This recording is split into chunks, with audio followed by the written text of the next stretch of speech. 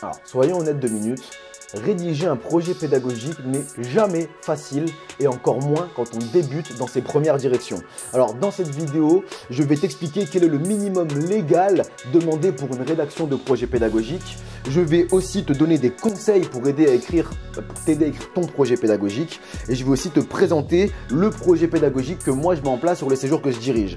Alors, si tu ne me connais pas, je m'appelle Lex, je suis formateur indépendant au métier de l'animation, fondateur d'Animaré. Regarde la description de cette vidéo si ça t'intéresse ou si tu veux en savoir plus. Si tu me connais, bon, je suis désolé d'avoir un petit peu moins publié la semaine dernière, mais en fait, si tu veux, c'est la première fois que je produisais un contenu aussi lourd que celui que je vais te présenter dans cette vidéo et clairement, j'en ai chié. Mais en attendant, à mon avis, c'est le meilleur contenu que j'ai jamais produit jusqu'ici. N'hésite pas à prendre des notes pendant le générique, on se retrouve juste après. Bienvenue sur Animaré TV, la chaîne de ton centre de formation dématérialisé. Abonne-toi si tu ne veux rien manquer ou parle-en à ceux que ça intéressera.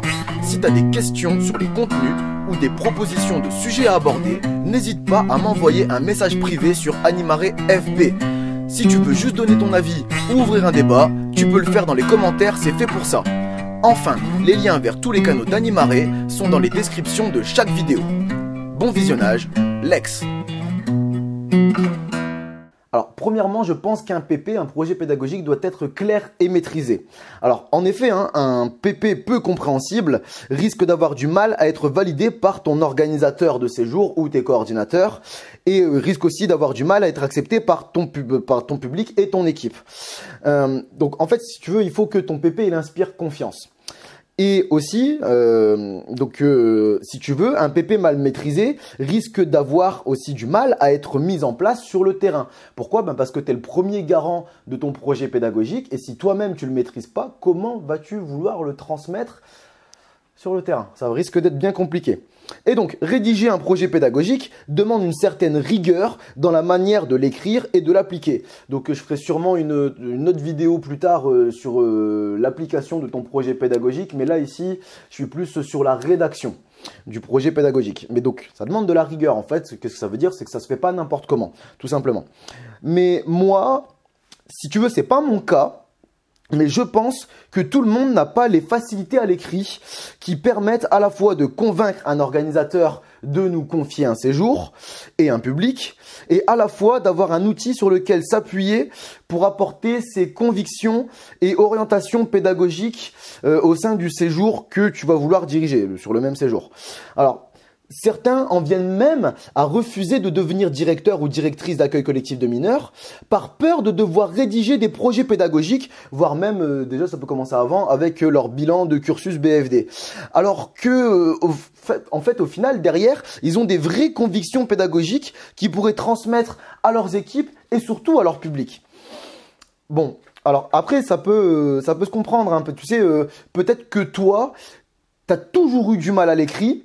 Et aussi, peut-être que tu as été déjà jugé sévèrement pour ça. Alors, à tort ou à raison, ça a pu te faire perdre totalement confiance en toi et ta griffe. Et en toi et tes capacités. C'est possible, du moins à l'écrit. Aussi, peut-être que, bon voilà, t'as pas spécialement de difficulté à l'écrit, mais que face à l'ampleur de la tâche, tu sais pas par où commencer. Ben oui, c'est pas évident de commencer face à la feuille blanche. Tout le monde, quand on passe là, ici devant, la feuille blanche, ça crée une sacrée angoisse quand même.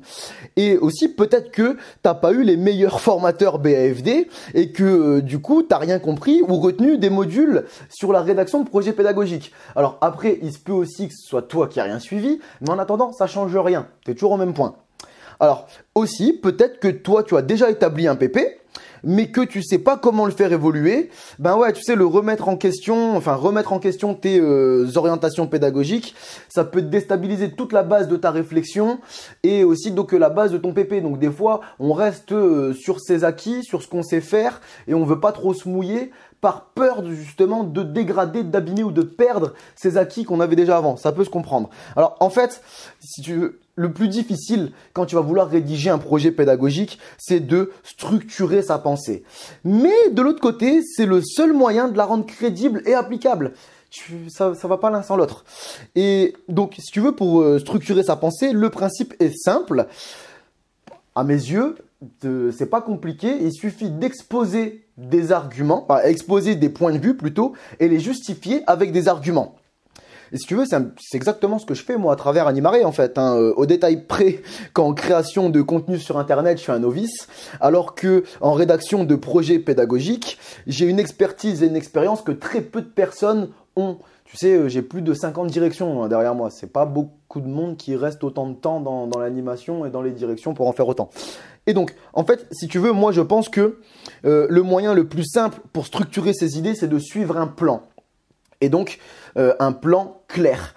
Et bah, je sais pas, je peux te donner d'autres exemples pour étayer un peu mes propos, mais si tu veux, c'est comme ça qu'on écrit un livre, une conférence, un scénario, une thèse ou une vidéo même de qualité en fait. Si t'as pas un plan de qualité, c'est normal si le contenu derrière n'est pas de qualité, ça va ensemble. Alors, avec un plan rigoureux, plus besoin d'être un virtuose de l'écriture pour créer un PP crédible. Il te suffit de suivre le plan et de le remplir en fait, tout simplement. Donc, si tu as un bon plan, si tu es nul à l'écrit, il te suffit d'avoir un bon plan. C'est tout, ça suffira. Et une bonne dose de courage, hein, ça on en reparlera aussi. Mais donc, aussi, il faut que tu vois ton PP comme un plan, mais quand je veux dire un plan, c'est une carte en fait, tu vois.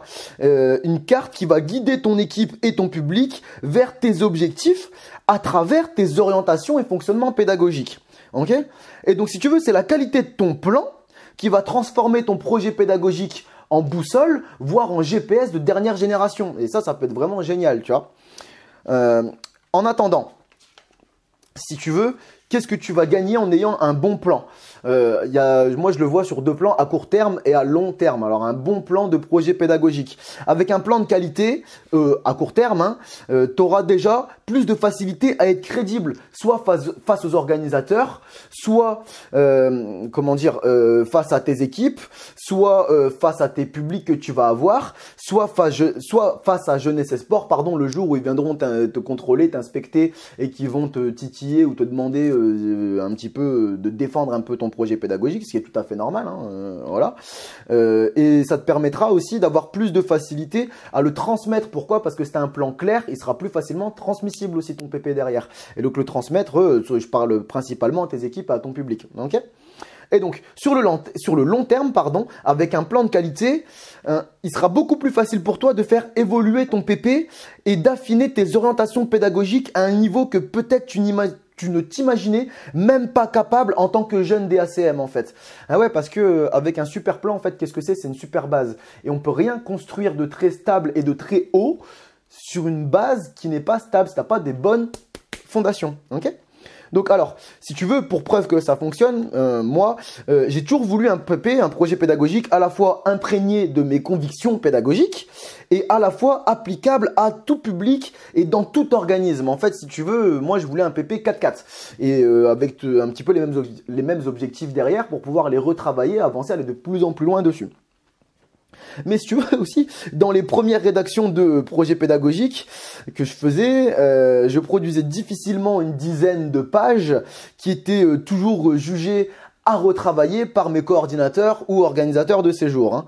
Hein. Et donc, tu vois, un peu, j'en ai eu marre une fois parce que je me disais, ça me saoule, j'ai des bonnes idées, mais j'ai l'impression qu'elles sont pas comprises en fait. C'était ça mon problème. J'avais l'impression que, moi si tu veux, on me demandait de retravailler le PP, de reclarifier un petit peu mes orientations, fonctionnement, etc. etc. J'avais l'impression qu'on me comprenait pas vraiment où est-ce que je voulais en venir, tu vois. Et je pense que c'est parce que dans mon PP, je partais un petit peu dans tous les sens. Au lieu de suivre un plan clair, à l'époque, j'avais pas de plan et je partais un petit peu dans tous les sens. Je pense que c'était ça le problème. Et donc, qu'est-ce que j'ai fait ? Du coup, un jour, je me suis mis à rassembler et étudier tous les PP et tous les PE, donc PP projet pédagogique et PE projet éducatif, qui étaient à ma portée. Donc soit j'ai directement demandé à d'autres directeurs de me prêter, s'ils voulaient bien, leur projet pédagogique. Il y en a qui n'ont pas voulu, ça se comprenait. Ou alors quand j'étais animateur, j'ai découvert aussi d'autres projets pédagogiques. Et parce que oui, j'étais aussi animateur en parallèle de mes directions. Enfin bref, j'ai pas arrêté l'animation, j'ai pas arrêté d'être animateur une fois que je suis devenu directeur. Mais bon, ça c'est une autre histoire. l'histoire, on en reparlera plus tard. Et après j'ai aussi trouvé des projets pédagogiques sur internet. Et après ce que j'ai fait la même chose avec les projets éducatifs qui eux dépendent des organismes. Et donc si tu veux, j'ai essayé de récupérer à la fois les projets éducatifs des organismes dans lesquels je travaillais, et aussi j'ai été collecter d'autres projets éducatifs sur internet qui traînaient un petit peu, et j'ai tout rassemblé, concentré et étudié ça un petit peu. Et donc si tu veux, j'en ai tiré des analyses.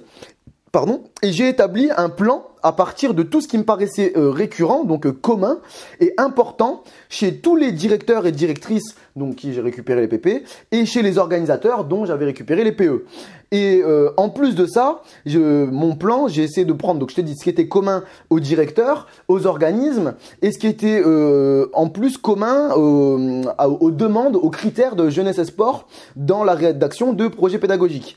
Et donc ensuite, j'ai adapté ce plan à mes convictions pédagogiques, et aujourd'hui, j'ai mon PP qui me ressemble. Et donc, si tu veux, après ces premières essais suite à mon plan, donc il a fallu faire quelques petites modifications, quelques petits ajustements, et suite à des remises en question principalement venant des coordinateurs des différents organismes que j'ai eu. Je tiens notamment, si tu me vois, je sais pas, Romy, salut, merci beaucoup, tu m'as vraiment fait évoluer mon PP beaucoup plus que n'importe qui d'autre, donc je te remercie Romy. Et aussi pour faire les ajustements, je me suis aussi servi des expérimentations du terrain et de ce qui avait marché qu'il fallait remettre en place, ce qui avait été difficile mais qu'on pouvait modifier, et ce qui avait été difficile et qu'il fallait abandonner. Ok ?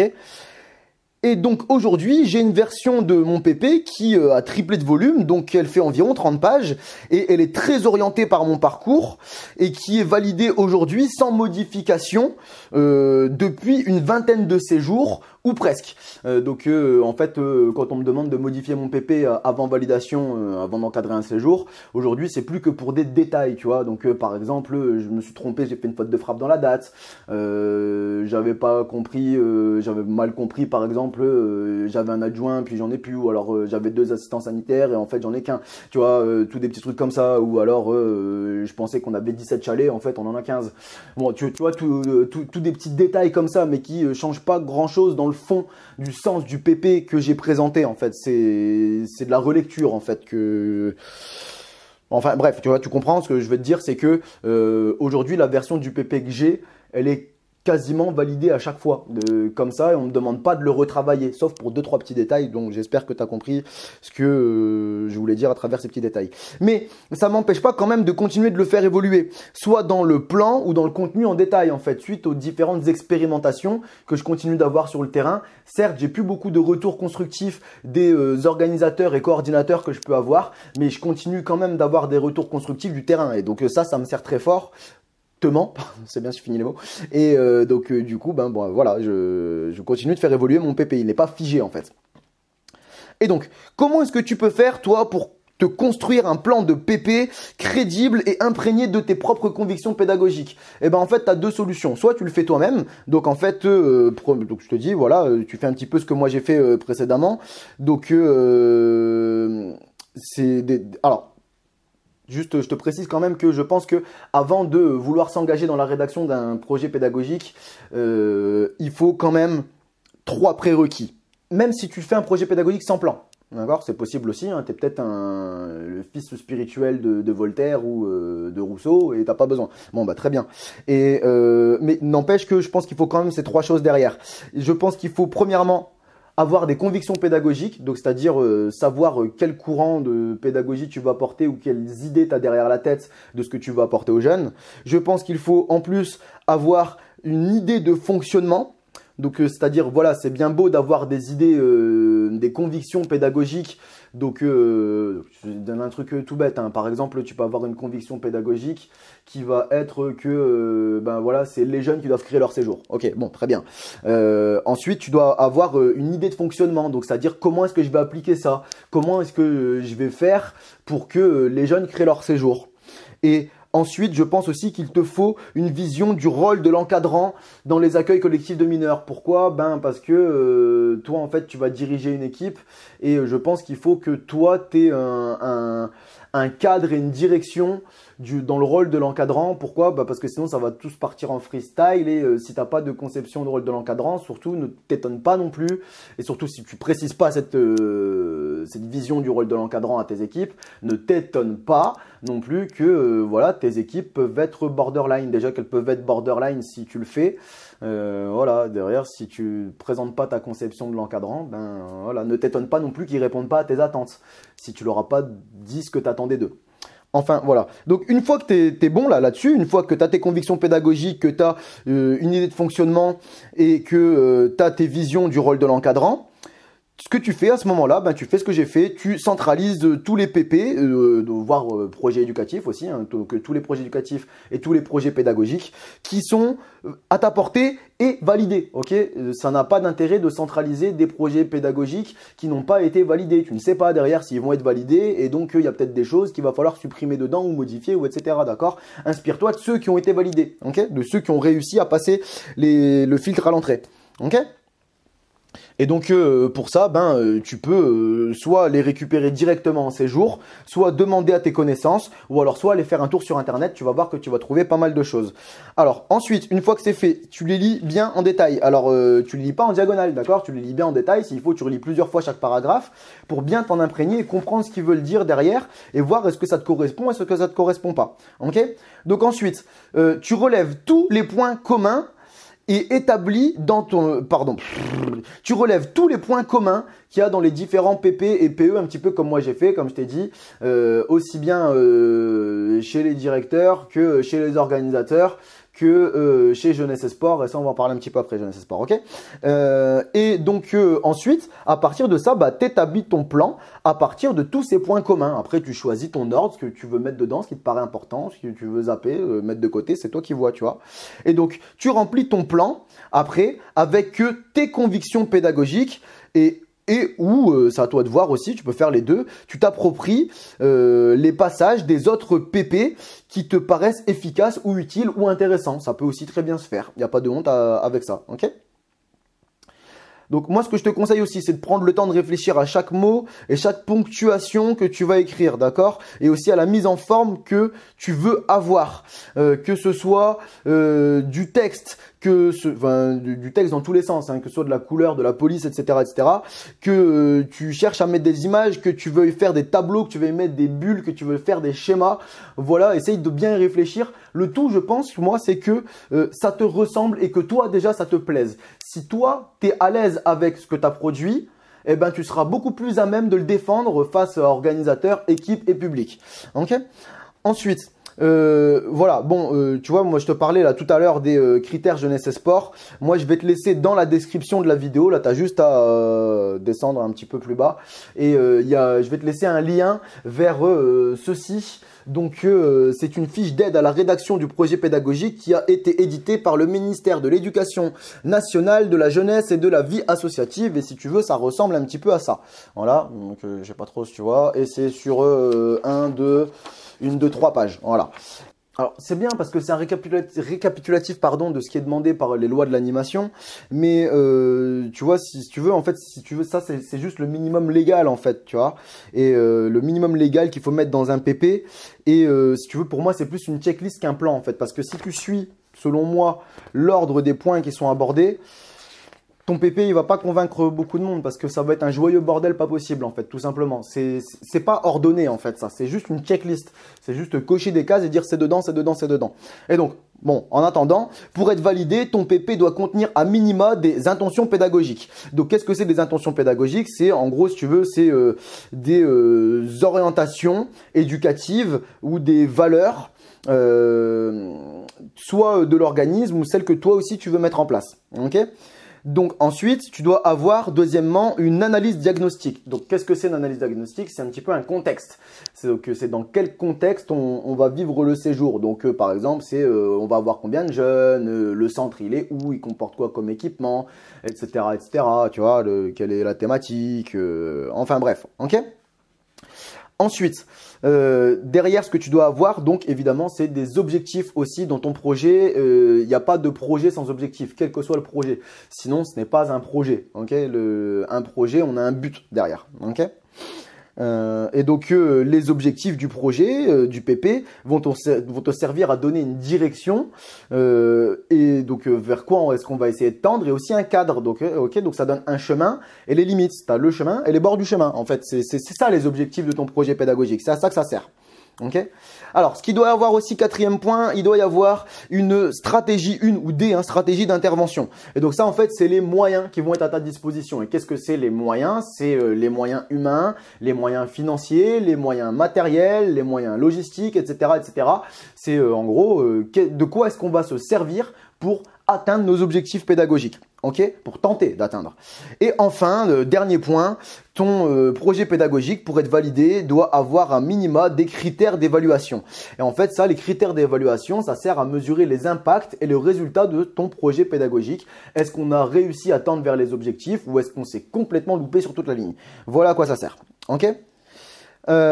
Donc, aussi, ce que tu peux faire, une fois que tu as ça, une fois que tu as bien compris ça, une fois que tu as établi ton plan et qui correspond aux critères jeunesse et sport, ce que tu peux faire de séjour en séjour, c'est de réadapter, si tu veux, ton PP à chaque séjour et il finira par être complet ou presque en fait, si tu cherches à l'améliorer à chaque fois. Et au bout d'un moment, il n'évoluera que le jour où tu décideras de le remettre en question. Ça peut être bien aussi des fois de se remettre en question. Enfin bref. Et du coup, si tu veux, pour te donner un exemple, moi, j'ai mis une trentaine de séjours en direction avant d'atteindre le niveau que j'ai aujourd'hui en rédaction de projet pédagogique. Donc, tu vois, c'est pas venu comme ça en claquant des doigts. Il a quand même fallu 30 séjours avant d'avoir une bête de PP qui correspond à ce que j'attendais, c'est-à-dire d'avoir un PP imprégné de mes convictions et qui peut passer sur n'importe quel séjour avec n'importe quel public. Pas venu comme ça, ok ? Donc là, voilà, ici, c'était la solution. Tu fais comme tu fais par toi-même, tu fais comme moi. Donc, comme on dit, on n'est jamais mieux servi que par soi-même. Seulement, le truc, c'est que ça prend du temps. Ok. Et maintenant, si toi, tu veux pas attendre tout ce temps-là, ok. Donc, t'as pas le temps, tu t'es pressé dans la rédaction de ton projet pédagogique, et ou alors tout simplement, t'as pas envie d'en chier à devoir faire tout ça tout seul et être seul face à ta propre réflexion. Enfin voilà, t'as pas le temps, tu veux que ça aille vite pour écrire un projet pédagogique qui te ressemble vraiment. Ou alors tu veux juste profiter de mon expérience, ce qui est possible aussi. Eh ben si tu veux, pour toi, j'ai créé pour toi un modèle de PP universel à partir du mien. Donc c'est-à-dire qu'il peut s'adapter à n'importe quel séjour, à n'importe quel public et à n'importe quels objectifs ou orientations pédagogiques qu'on veut mettre derrière. Ok, donc ce modèle que j'ai créé de PP, il suit un plan simple en 7 points distincts, tout simplement. Ok. Alors le modèle que je vais te proposer, il est déjà rempli avec mes propres valeurs, mes propres principes, orientation, fonctionnement, méthode, ressources pédagogiques, etc., etc. Ok. Pourquoi? Ben pour que tu puisses soit les reprendre ou t'en inspirer, ou alors tout simplement te donner un exemple. Ok. Si tu veux pas les reprendre ou t'en inspirer. Ok. Et donc voilà, le PP, ce modèle de PP, il est anonyme au niveau des organisateurs de séjour, un petit peu comme tout le reste d'Animare et ses différents canaux, pour pouvoir à la fois ne pas engager des entités, des organismes qui n'auraient rien demandé, et pour pouvoir aussi préserver totalement ma liberté de parole. Voilà. Mais donc ce modèle est facilement adaptable à n'importe quelles autres convictions pédagogiques. C'est ce que je te disais tout à l'heure. C'est un vrai 4x4 le modèle que je viens de te présenter. Il est universel. Et donc, il comporte en outre aussi toutes mes adaptations à tous les types de publics et accueil collectif de mineurs qui existent. Parce que oui, dedans, je l'ai rempli avec mes convictions et tout le reste qui s'ensuit. Mais j'ai aussi mis toutes les solutions alternatives dedans qui pourraient t'intéresser si jamais mes convictions, mes fonctionnements, mes principes, etc. ne te conviennent pas. En tout cas, voilà. Alors, ce modèle de PP, il est disponible dès maintenant sur la médiathèque Animare. Et donc, par contre, en commandant ce modèle de PP type Animare, tu recevras donc tout de suite, immédiatement dans ton espace membre, tu vas recevoir 4 choses. La première chose que tu vas recevoir, donc évidemment, c'est le modèle que dont je viens de te parler, pardon. Et donc ce modèle, il est sous format PDF. Et donc dedans, tu vas découvrir les 7 points qui sont 1, l'introduction. Alors donc quand je dis l'introduction, c'est te présenter toi, ton parcours, aussi quelle est ta vision du rôle de l'encadrant et aussi en gros quelles sont tes valeurs ou quels sont les grands principes qui vont guider tes convictions pédagogiques. Okay. Ensuite, derrière, on va parler de l'organisateur. Et donc l'organisateur, si tu veux, c'est refaire un petit historique de son parcours, de son histoire de l'organisme dans lequel tu vas travailler et aussi dire les choses qui vont concerner les éléments de cet organisme qui vont influer directement sur le séjour que tu vas encadrer. Okay. 3, on va parler du séjour. Alors pour parler du séjour, on va parler premièrement des jeunes et donc revenir sur leurs besoins et caractéristiques et aussi quel cadre, enfin qu'est-ce que tu vas attendre de tes adultes qui vont composer ton équipe face à ton public. Ok. Quelle image, quelle posture ils doivent avoir en face d'eux. Aussi, donc je t'ai dit les jeunes. Ensuite, dans le séjour, après tu as le centre. Donc le centre, c'est dans quel lieu on vit et quelles sont ses modalités, est-ce qu'il y a des fonctionnements particuliers, etc. etc. Après, tu as la thématique du séjour. Donc en gros, c'est pourquoi les jeunes se sont inscrits pour venir. Ils sont venus pour faire quoi? Donc c'est pas le thème du séjour, hein, ok, c'est la thématique. Et donc est-ce qu'ils sont venus pour faire du ski? Est-ce qu'ils sont venus pour faire du cheval? Est-ce qu'ils sont venus pour aller visiter les châteaux de la Loire? Est-ce qu'ils sont venus pour créer leur séjour eux-mêmes? Tu vois, ils sont venus pour quoi? Sur quoi ils se sont inscrits? S'il y avait un catalogue, c'était quoi l'argument de vente entre guillemets pour le séjour? Même si c'est pas entre guillemets en fait. Voilà. Et donc ensuite, dans le séjour, il y a qui s'occupe des jeunes. Donc, quelle va être l'équipe pédagogique qui va encadrer le public qu'on va recevoir sur le séjour. Ok. Donc ensuite, en 4e point, il y a les objectifs pédagogiques. Et donc, si tu veux, c'est, je te l'ai dit un petit peu, c'est de donner un cadre et donner une direction à toute l'ensemble des œuvres, de tes convictions et de tes fonctionnements, etc. Bref, de tout ce qui va suivre. Je te l'ai dit tout à l'heure, c'est l'histoire du chemin et des limites du chemin sur le côté. Ok ? Donc ensuite, il y a le rythme du séjour. Donc dans le rythme du séjour, en fait, c'est revenir sur ce qu'est activité, vie collective et vie quotidienne et comment toi, tu vas articuler ça, comment tu souhaiterais que ça s'articule au sein de ton séjour. Okay. Ensuite, il y a un 6e point qui est le négociable, non négociable. Donc en gros, c'est quels sont les points à côté desquels tu ne veux pas qu'on déroge et que ça se passera ou ça ne se passera pas quoi qu'il arrive, ok? Ou sinon il y aura des grandes conséquences qui seront tirées. Et pareil, à quoi est-ce que tu permets la négociation aussi à côté de ça? Okay. Et enfin, dernièrement, l'évaluation de ton séjour, donc ce qui permet d'avoir, de prendre la température du séjour, comment est-ce qu'il s'est passé, prendre la mesure des impacts et des réalisations qui ont été faites sur le séjour. Est-ce que ça a correspondu ou pas aux objectifs pédagogiques que tu as essayé de mettre en place. Ok? Voilà. Donc, ensuite, donc ça c'est la première chose que tu vas recevoir. La deuxième chose que tu vas recevoir, c'est mon tout premier projet pédagogique validé par un organisateur, un célèbre organisateur très connu. Alors pourquoi est-ce que je te le présente celui-là? C'est pour que tu te rendes compte d'où je suis parti avant d'arriver à un modèle de PP aussi élaboré que le mien, que celui que j'ai aujourd'hui et que je te présente là dans ce modèle de PP. Ok. Ensuite, je vais aussi te présenter, enfin tu vas aussi avoir troisièmement une série de vidéos qui vont accompagner le modèle de PP type Animaré, donc pour pouvoir t'accompagner point par point dans la rédaction de ton projet pédagogique en respectant le plan que je te propose. Après, si tu veux changer le plan, tu changes le plan, il n'y a pas de souci. Mais en attendant, si tu veux, moi je vais être à côté de toi pendant que tu vas rédiger ton projet pédagogique. Il y a plus de 3 heures de vidéos, donc j'ai vraiment donné tout ce que j'avais là-dessus et donc je vais t'accompagner pour rédiger ton projet pédagogique. Je serai là, c'est comme si j'étais à côté de toi, bon, à travers l'écran, ok, mais ce sera tout comme, ok.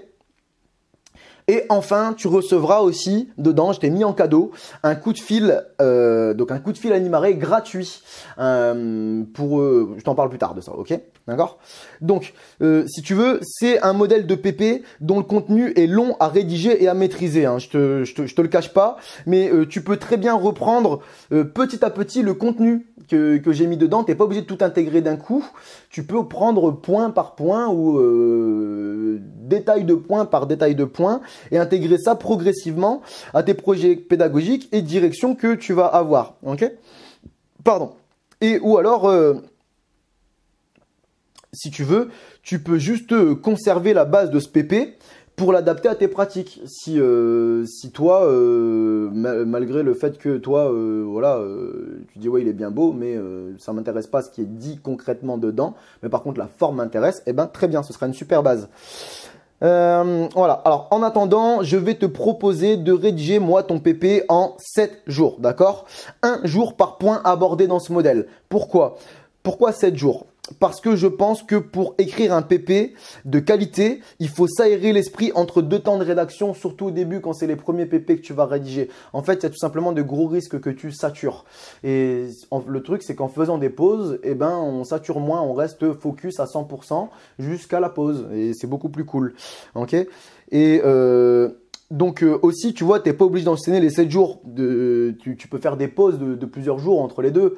Et aussi, si tu le souhaites, hein, tu peux enchaîner les 7 vidéos d'un coup dans une seule journée si tu te le sens. Il n'y a pas de souci. Moi, ça me dérange pas plus que ça. Et après, ce que tu peux aussi faire, c'est chaque vidéo, chaque point, donc chacun des 7 points qu'on va aborder, tu peux aussi, les séparer en plusieurs. Tu vois, si tu as besoin à un moment de faire une pause, tu fais une pause. C'est très bien. Mais enfin, bref, tu feras ce que tu voudras. Le tout, je pense, c'est s'aérer l'esprit, c'est important. Ok? Alors, aussi, dans ces vidéos, je t'explique en détail la réflexion que moi j'ai eue pour chaque passage que j'ai écrit. Je t'explique aussi ce que tu peux faire au cas où tu ne partages pas chacun de mes points de vue. Je te l'ai dit, je t'ai mis des versions alternatives pour absolument chacun des points au cas où tu ne partages pas ce que je dis. Et en plus de ça, ce qui est vraiment pas mal, je pense, c'est que tu n'auras pas à trouver les tournures de phrases, à réfléchir, à chercher les mots que tu vas vouloir mettre dans ton PP pour faire passer tes idées. Pourquoi? Tout simplement parce que je l'ai déjà fait pour toi. Et tu n'as plus qu'à adapter ces phrases à tes convictions pédagogiques, en fait. Et en fait, quand tu réfléchis comme ça, tu n'as pas besoin d'être un Voltaire pour faire du mimétisme tout simplement et faire quand même quelque chose de qualité. Hein. Voilà, alors quand je parle de mimétisme, c'est pas une copie, hein. Je te l'ai dit, je préférerais moi que tu le réécrives complètement ton PP. Pourquoi? Parce que je te répète, ce sera le moyen que tu le connais sur le bout des doigts, que tu puisses le défendre aussi avec toute conviction et sans te faire piéger aussi. D'accord? Mais voilà, ce que je veux te dire, c'est que voilà, si vraiment toi tu as des difficultés à l'écrit, ce que j'ai fait, ça va te les simplifier. Tu as juste à réadapter, tu n'as pas à chercher en fait. Tu as juste à réadapter à ce que toi tu penses. Et ça, je trouve ça génial.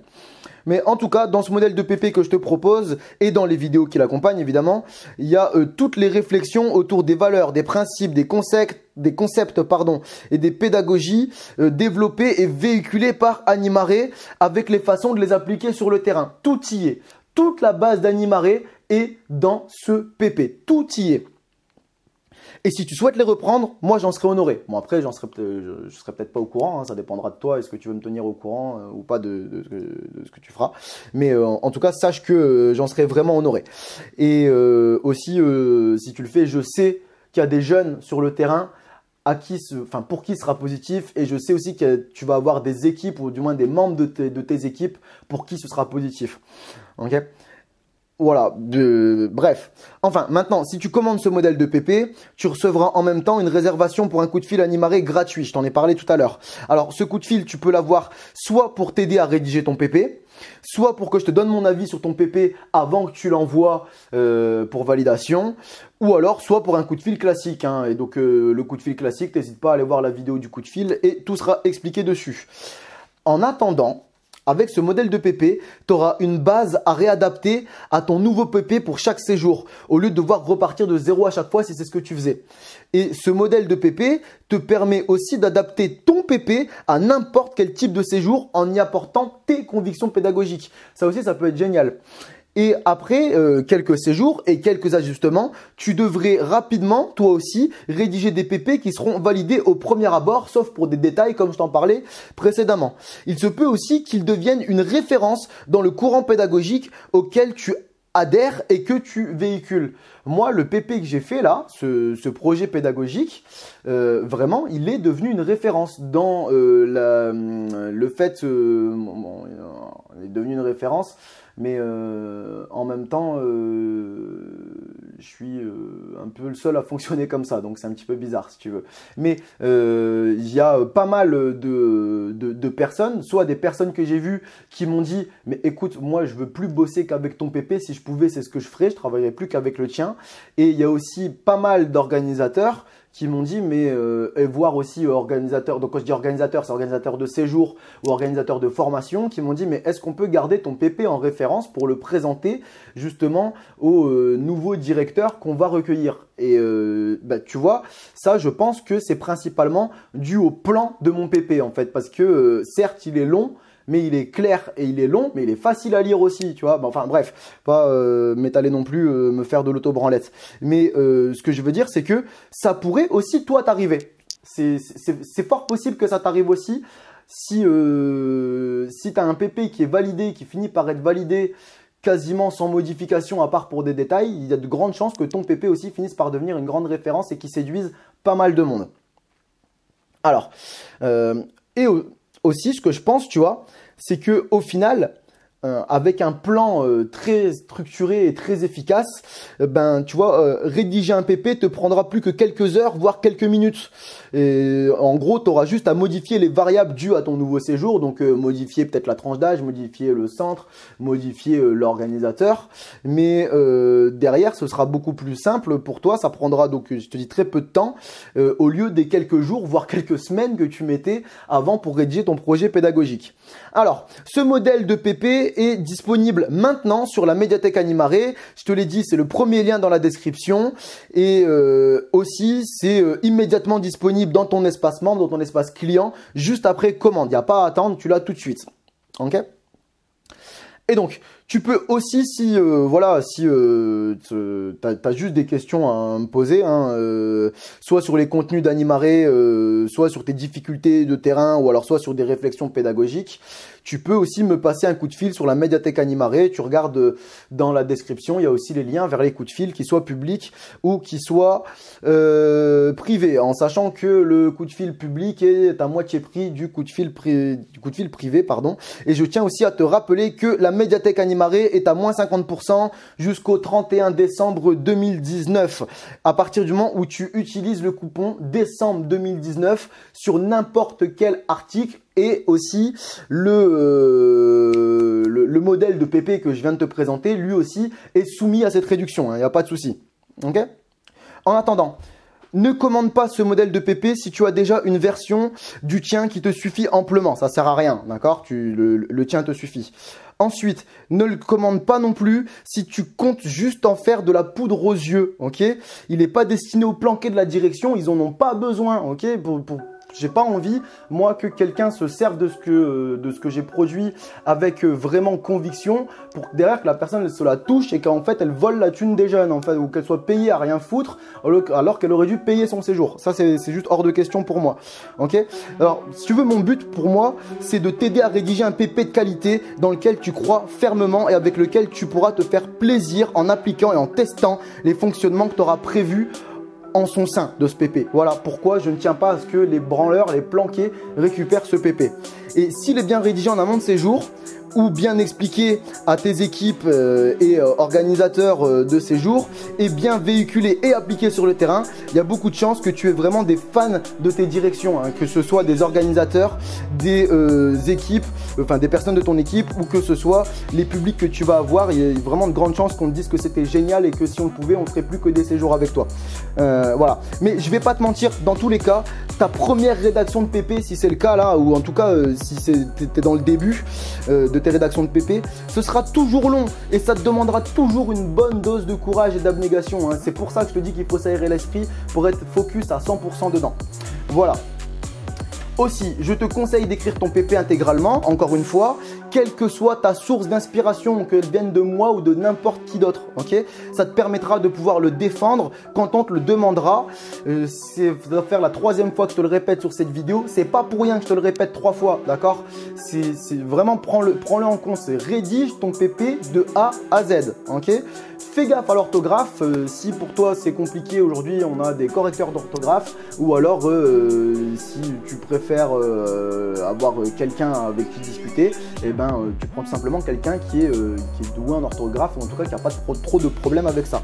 Et enfin, dernier conseil, je te conseille de faire relire ton PP par au moins une personne de totalement étrangère à l'animation. Pourquoi? Parce que si cette personne est capable de te résumer ton PP en moins de 5 minutes, sans forcément rentrer dans les détails, juste résumer là où tu veux en venir avec ton PP, c'est déjà signe qu'il est facile à comprendre et à restituer. Et donc si une personne qui ne l'a pas écrit arrive à le faire, toi tu devrais y arriver avec beaucoup plus de chance.